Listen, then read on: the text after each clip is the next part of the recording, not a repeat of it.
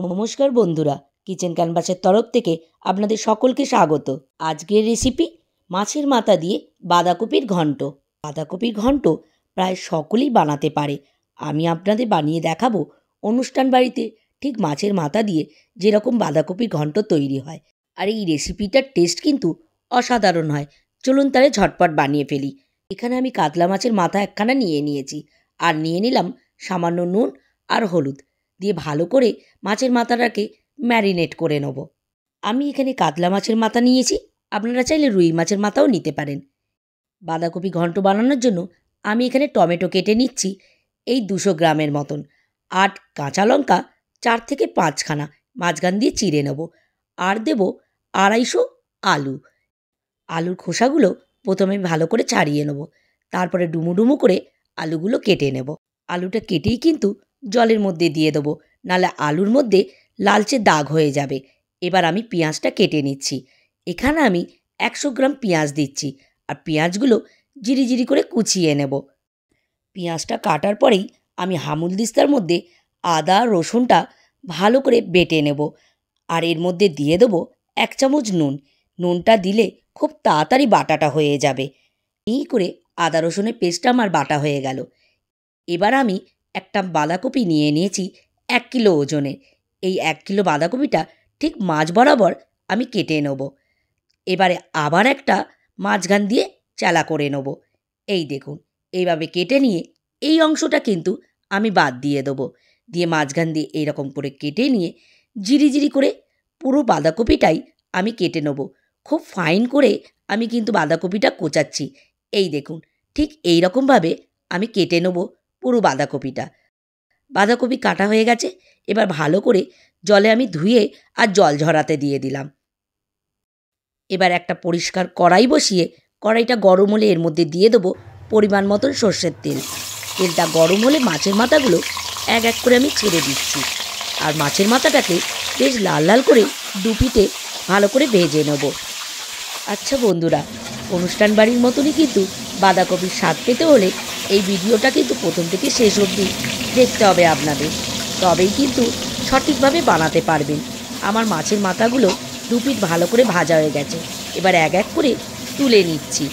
তুলে নিয়েই এই তেলেতেই আমি ফোড়ন দিয়ে দেবো। ফোড়নে দেবো 2খানা তেজপাতা, 2খানা শুকনো লঙ্কা, আর 1.5 চামচ গোটা জিরে, আর দেবো গোটা গরম মশলা। সামান্য গোটা গরম মশলা দিয়ে এর মধ্যে পেঁয়াজটা ছেড়ে দেবো। পেঁয়াজটা হালকা গোল্ডেন কালার অবধি আমি ভাজবো, আর গ্যাসের ফ্লেম কিন্তু এখানটা মিডিয়াম থাকবে। আর পেঁয়াজটা ভাজার সময় এর মধ্যে দিয়ে দেবো 1/2 চামচ নুন। নুনটা দিলে কিন্তু পেঁয়াজটা খুব তাড়াতাড়ি ভাজা হয়ে যাবে। পেঁয়াজটা ভাজতে কিন্তু প্রায় আমার 5 থেকে 7 মিনিট সময় লাগবে। পেঁয়াজটা হালকা করে আমার গোল্ডেন কালার হয়ে গেছে। এবার এর মধ্যে দিয়ে দেবো কাশ্মীরি লঙ্কা গুঁড়ো 1 চামচ, হলুদ 2 চামচ দিয়ে ভালো করে একটু তেলের সঙ্গে মশলাটা মিশিয়ে নিয়েই পেঁয়াজটাও ভালো করে ভেজে নেব। এবার এর মধ্যে দিয়ে দেবো টমেটো আর কাঁচা লঙ্কা। টমেটো কাঁচা লঙ্কাটা দিয়ে গ্যাসের ফ্লেম একদমই লো করে দেবো। লো ফ্লেমেতে ভালো করে টমেটোটাকে একটু ভেজে নেব।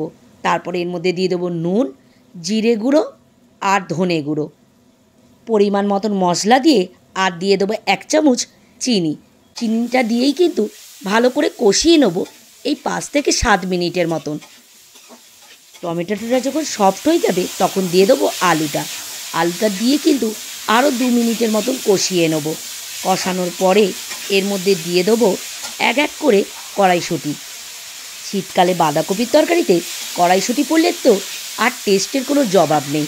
এবারে এর মধ্যে দিয়ে দেবো আদা রসুন বাটাটা দিয়ে জাস্ট 2 মিনিটের মতন কষিয়ে নেব।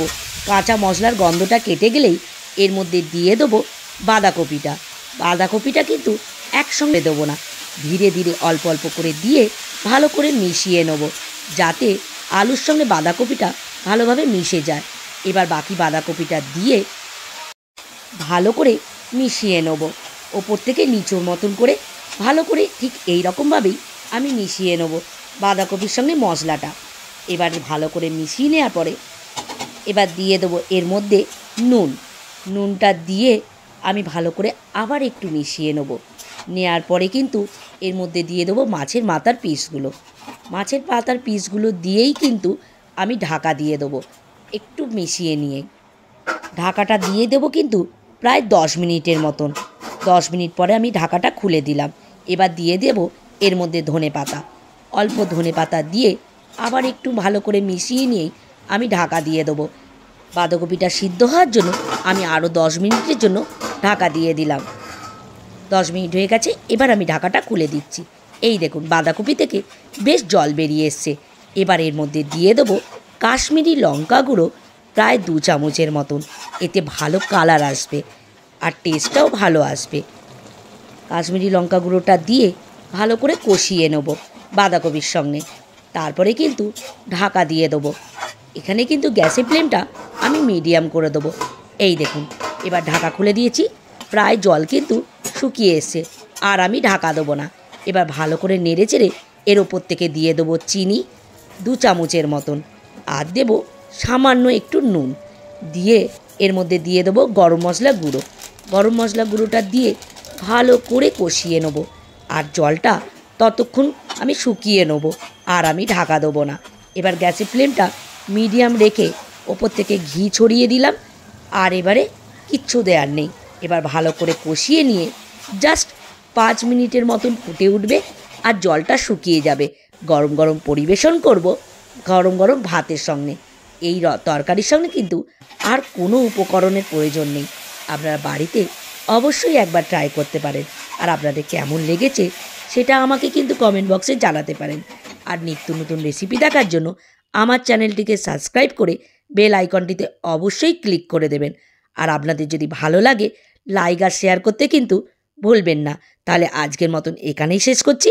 আবার দেখা হবে একটি নতুন রেসিপি নিয়ে। ততক্ষণ আপনারা ভালো থাকবেন, সুস্থ থাকবেন।